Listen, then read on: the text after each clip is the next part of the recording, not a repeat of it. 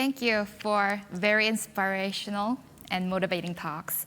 There are plenty of examples on how technology has great benefits and can help us improve welfare for all. At the same time, there are a lot of topics to address and to discuss. Now, I would like to set the scene for the second Nordic Talks of the afternoon, where we will have a conversation about how tech is having a positive impact on society, industries, and the planet Earth. First, I would like to briefly introduce our panel. Meeri Haataja, CEO of Saidot, live with us from Finland via Zoom. Hayearn Alex, Head of Data Product at Kakao. And also, a very warm welcome to the panel, Frode Solberg, Ambassador of Norway to Korea. I would like to remind our audience that this is a relaxed dialogue among speakers, hosts, and you, our audience.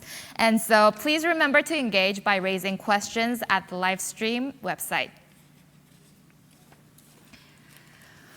We have just heard about cases on responsible AI and ESG from Finland, as well as how Kakao dreams of a friendly digital world powered by big data.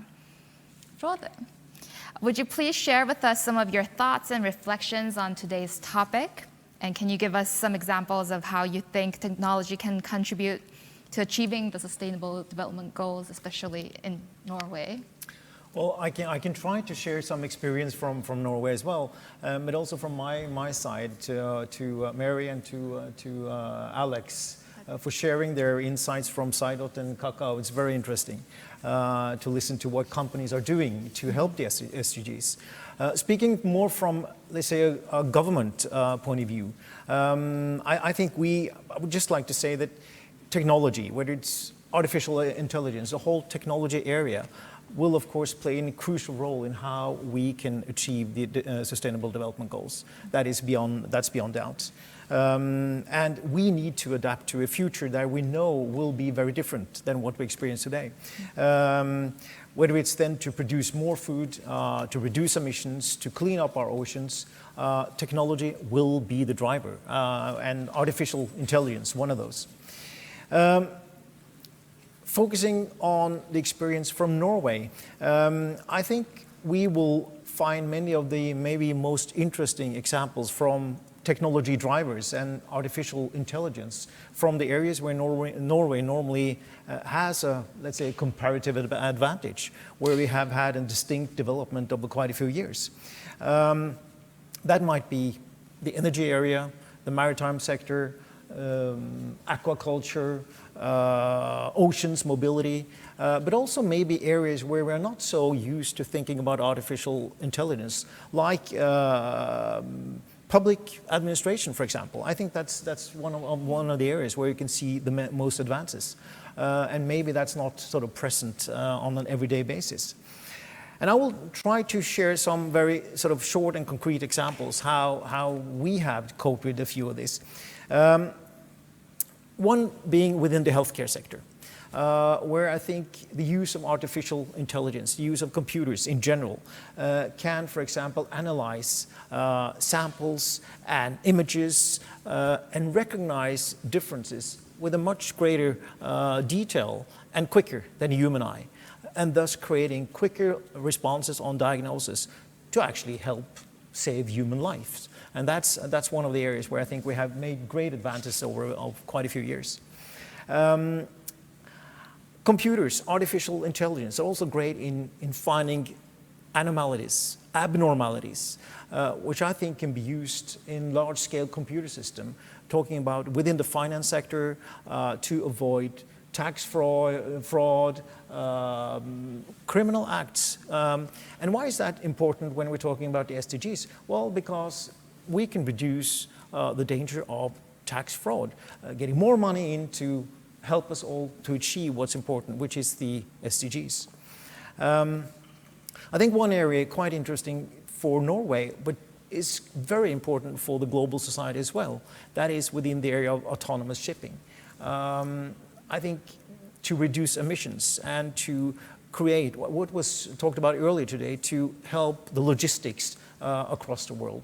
We need to do some substantive progress within the shipping area.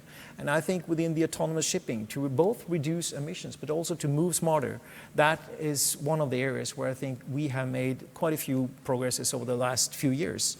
And not to forget that autonomous ship will also help us to improve safety on board. 75% of all casualties are based on human errors. So we have a lot of impact, and we can make a lot of difference there as well. And just as a minor remark, I can share with you that Norway just now is launching the first education for captains on autonomous ships. Captains staying ashore. So they will actually not be on the ship. They will be controlling their ships with screens. And I think that's a development we'll see in the future. And if I may, one very short, but extremely, from my perspective, very interesting example is how we can use technology and artificial intelligence within our aquaculture industry, where we use lasers to recognize faces and patterns on salmon. And doing so, we can follow each and every from actually when a salmon is born and is ready to be sent to the market, which is a period of 3, 4, 5 years. You can follow that specific fish over that whole period of time to know how it's been fed, any vaccines, whatever that fish has gone through until it reaches the market, and how we can use that information to increase production, to ensure food safety for everyone. That's just a very, very concrete and interesting example of how we can use technology. So I think that there are at least some examples from how we have used AI to improve and to reach our SDGs. Thank you. A lot is coming out of this conversation. I hope everyone is really enjoying everything that's coming today.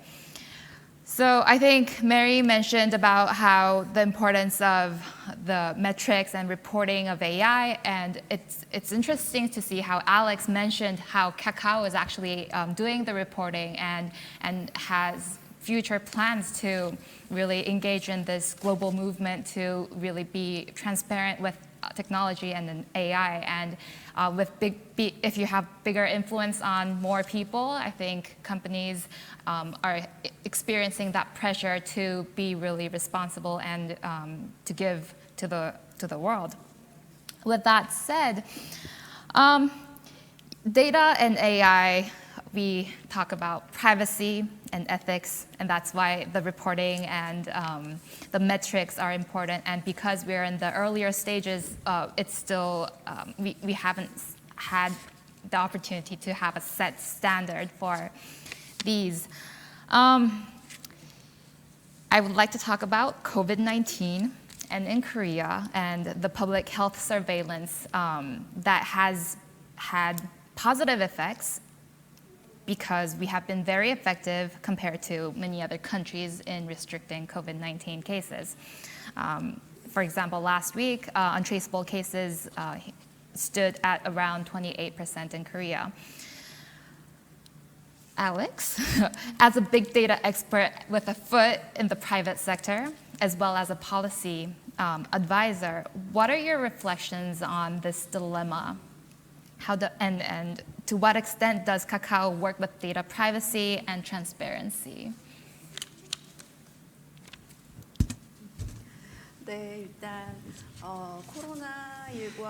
Well, regarding the COVID-19 pandemic, how Korea has made use of its data, I would like to give you a brief explanation on that. In the COVID-19 pandemic, Korea, in terms of disease containment, but also contact tracing, it was at the forefront. And it was possible because of the following 2 to 3 reasons. First of all, from Korea's perspective, this wasn't the first pandemic we were facing in the modern times. So we, so to speak, had a test run, and we had lost opportunities previously. So we were able to more actively respond. So just a few years ago, we had the SARS pandemic, and we also had the MERS outbreak.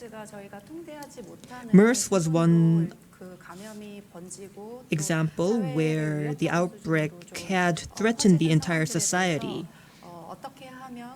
And so Korea, after the MERS outbreak, there was a lot of self-review on how to make better use of data to prevent a reoccurrence of such mismanagement. And about making use of data and requesting data, we had legal grounds in place. And I believe that was quite effective in this COVID-19 pandemic. And second of all, Korean society, not only regarding data, but also in general, I believe this is a special way that Koreans deal with issues. So we're very impatient and we want things to be done very quickly. So we want things done first and foremost, at least on a small scale, and then you would gather to talk over what was wrong about that. And we would solve those issues and provide solutions before the issues blow out of proportion. So we have a fast execution and fast review. So that entire cycle was something that we were quite familiar with. And that is why we were able to respond very quickly to this pandemic. And lastly, for all this to run very smoothly, all of the stakeholders and the participants will have to have very active communication, and everyone should have to have opinions being delivered from their own perspective. And as a data specialist myself, a data expert myself, I was very aware of what data would be important in tracking contact and what businesses would be holding that data in which form and whether there would be any issues in terms of personal information protection. I provided opinions on those issues, and so technology experts and data experts like myself and also health experts were able to come together and put forward their opinions to be able to come up with a solution quickly. And if I may go on, part of the question was about what Kakao is doing in terms of data privacy and transparency.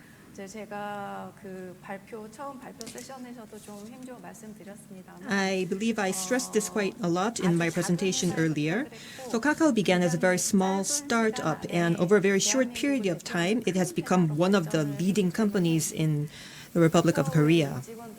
So the employees and executives at Kakao feel very responsible towards society in terms of solving social issues, and they want to help the society by providing technology that can be used to solve the societal issues.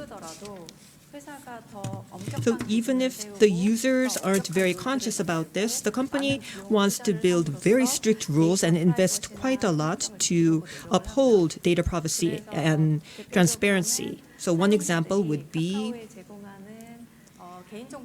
the personal information that is provided by users to the company. So not only at the headquarters, but also all of our affiliates. We call this group of affiliates our community. So all of the personal information that is generated in this community and at headquarters, sometimes they might get mixed up. And in terms of making use of that data and management of that data, there might be problems in that regard. However, we make sure to get informed consent from all of the users and explain in full detail what their data would be used for. So we are giving up on some advantages that other large group companies might enjoy to be able to provide better convenience and safety for our users. It's really difficult because it's new to all of us. So we have to go through that phase of trial and error. And it's a question that is open to all of us. To what extent will we allow that trial to have influence on our lives? With that, Meeri, would you add some comment on what has been said, and like from your European perspective and regarding this dilemma? Yeah, thank you so much. That was a really great introduction, and on the Korean experiences and very much reflecting on the same themes, looking from the Nordic and Finnish perspective on this. I think for us, this was a totally new experience. So we didn't have too much experience from facing these kind of situations. On the other hand, I think this is an amazing opportunity also for a whole public sector to reflect how do we prepare for potential upcoming crises like this. So first of all, or a few things that I hope we are able to learn from this experience is first that already now based on this experience, we need to establish those trustworthy mechanisms and transparency mechanisms for governance and also oversight of technology done by or used by public sector in this kind of crisis situations, because it's clear that we potentially need to do compromises on existing regulations, privacy, but in order to be able to do those decisions quickly and while retaining the people's trust on the government, we really need to have good ways for governing and overseeing those mechanisms and uses of technology. I think also there are many lessons learned on the integration of the contact tracing, automated contact tracing and the human contact tracing. So how technology integrates with the human processes and how do we actually make use of the technology in the most efficient way. So a bit of similar themes. Obviously, we try to learn from Korea and other countries who have had much more experience of and have been more efficient in taking into use this. But I guess this was a great learning for whole Europe and Nordics on that we need to look for good ways for governing and doing quick decisions also on how do we adapt into these kind of situations and make best use of technology to support the humans in addressing the crisis. Thank you. Now I think, should we take some questions from the audience, please? Yes, the first question we have is for the Ambassador of Norway. And considering that Norway's economy relies heavily on oil, what can AI do to help protect the environment and ensure the green transition? And here we would also like to hear some inputs from the rest of you, what technologies can help in aiding the green transition. Well, thanks for that question. I think whether it's within the energy area or outside the energy area, I think technology and to use technology as a combined expression, whether it's within artificial intelligence or not, I think technology in general will make a huge contribution. Having said that, I think that fossil fuels still will be a part of the energy mix for quite some time. But we have used technology in order to reduce emissions in the production, showing that it's, for example, we use technology in our newest oil fields in Norway now, which shows that the emissions per produced barrel is only 5% of the world average. So that shows that the importance of technology even within the production of fossil fuels. But we also see in the transition towards other energy areas like our hydro energy area or the development of offshore and onshore wind, which is a huge development in Norway for the time being. But technology also in how we can prepare and how we're entering into a green future in general, not only with regard to energy, but also how we can become better in reducing unnecessary travel, how we can reduce unnecessary waste, how we can optimize transportation, logistics, and so on. So I'm 100% sure that whether it's an energy focused economy or not, the use of technology, the use of artificial intelligence will be extremely important in that green transition. Yeah, I think I'll leave it at that. Maybe Meeri, do you have some other comments you would like to add?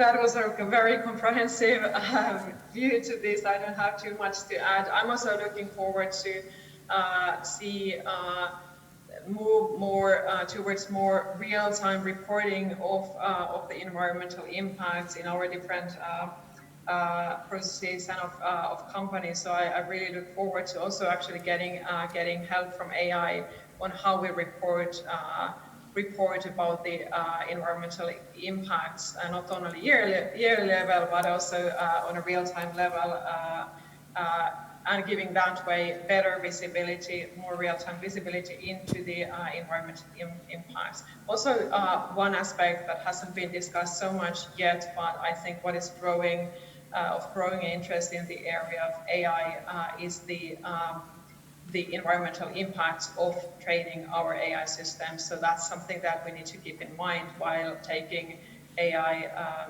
training large AI systems, taking AI more into use in so many different areas. Maybe before we move on to the next question, maybe Alex, do you have something to add or no? Okay, we can move on to the next question. Okay, this is a question for all speakers. What do you think that the ideal design of an Act on AI would entail to protect both consumer rights and the business environment? Maybe could you repeat the question? What is the ideal design of an Act on AI to protect both consumer rights and business environment? So the question was how do we delve with this idea of protecting consumer rights as well as the business environment? Maybe, Alex, do you want to tackle this question?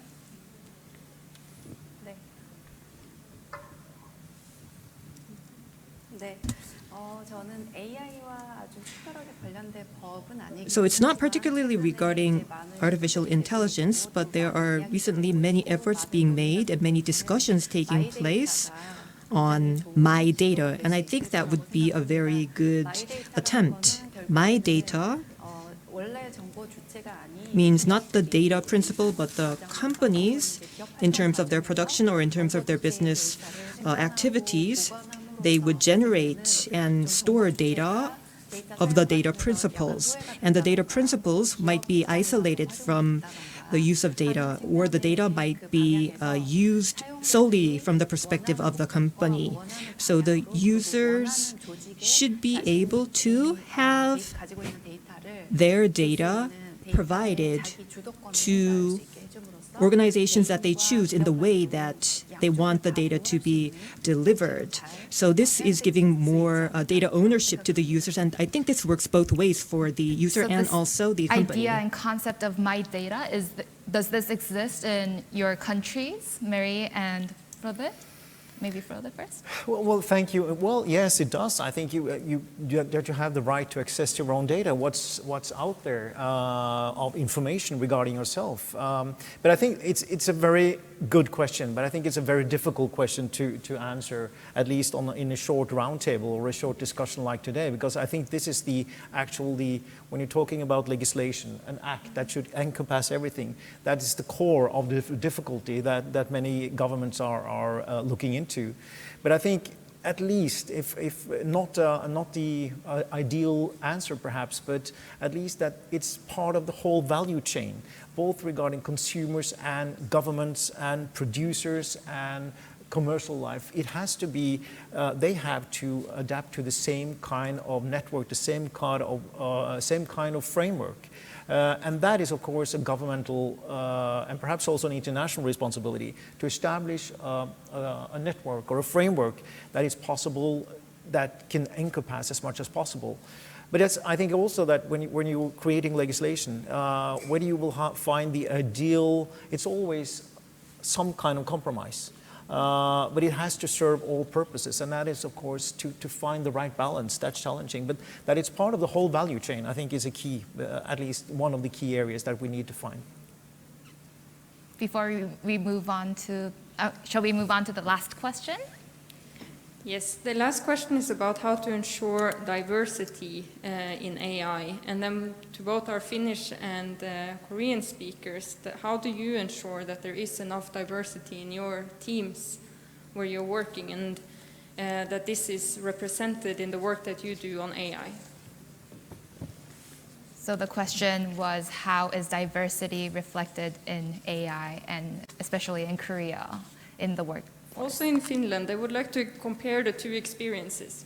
And in Finland. So maybe Meeri, you can go first. All right.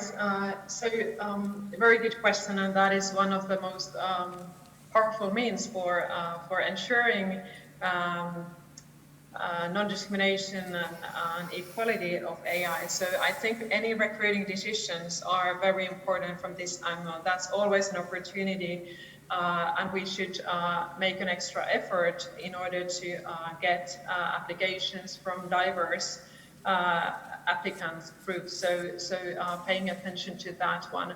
But also I would like to raise that it's not only about the internal team. We have so many opportunities to engage with or find those groups from outside the organization with whom we can engage while developing these systems in order to bring in more diverse voices.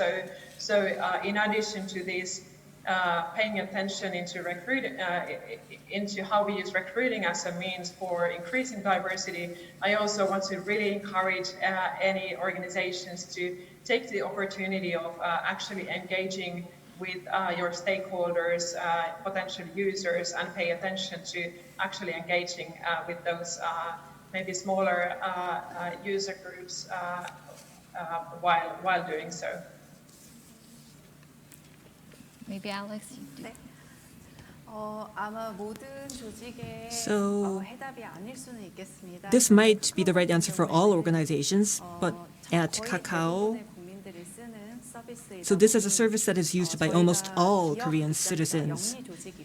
So as a profit-seeking company, even if there is less profitability or less revenue, we look at groups that are isolated, that are underprivileged digitally or economically marginalized. And we also tend to overlook the children, but they are vulnerable and they are easily overlooked. So we focus on making services that will be inclusive of those children as well. And as we provide services for different groups, we would collect data from different populations and groups, and we would do AI research and apply what comes of that research to remove and prevent any distortion or discrimination. We are running towards the closing of this event soon. But before we do that, why don't we go around the panel and if you could please share what call to action or final statements that you want to highlight from today's discussion. Frode, you want to go first? Well, thank you very much. I wish I could come up with something extremely new and exciting right now, but I think when we're talking about artificial intelligence and the need for a technological change, I think has been mentioned before today. I think the access to enough education, not only education, but also training that we can share, that we have the possibility to also train. But there's something else I always come back to when we're talking about whether it's SDGs or how to, because the SDGs is all about changing and entering into a future where we need to do something. And for me, that is the totality and the very single one. To use with the single one, we have to do something. We have to change ourselves. I think when we're talking about change, we have a tendency to look at everyone else, the governments, companies, whatever, they have to change for us. But we have to change ourselves. We have to do something. And in order to achieve and reach the SDGs, we have to change. But we have to pull together. So if there's one thing I think that always stands out when we're facing challenges, it's cooperation. So I think the importance of pulling together, and the importance of cooperation, I think that's key to me. Thank you. Alex? 네, 저도 대사님 말씀에 Yes, I agree 공감하고요. 그리고 fully 저는 한 가지 with 또 말씀드리고 싶은 거는 Mr. Ambassador, and I would also like to say that I think I did touch upon this in my presentation about rebranding services. There's a very nice phrase that goes with one of those eco-friendly products that we have rebranded. A very simple beauty that we have borrowed from the earth. And that is the basic vision for our eco-friendly products that we are developing. And my point here is that people and nature and the earth, all things, are trying to sustain their lives, and data and AI, they're not that different. They're not things that are unfamiliar to ourselves. They are part of our lives. So I would like to say that data should be accepted as part of our life Thank you. in a sustainable future. Thank you. Mary, would you give us Very your good last word? advice from both of the previous speakers. Maybe I would just complement that with embracing the pace of how quickly technology develops and how complex the socio-technological systems are. So I would really want to encourage everyone to embrace the opportunity to engage with your stakeholders and not to try to anticipate everything in advance, but sort of learn to react quickly, learn to listen the feedback and identify the impacts based on what you hear from your stakeholders, and then react to those ones. So openness and learning from our stakeholders and the users is, I believe, absolutely important as the technology and socio-technical systems are getting more and more complex. Thank you. I like the quote.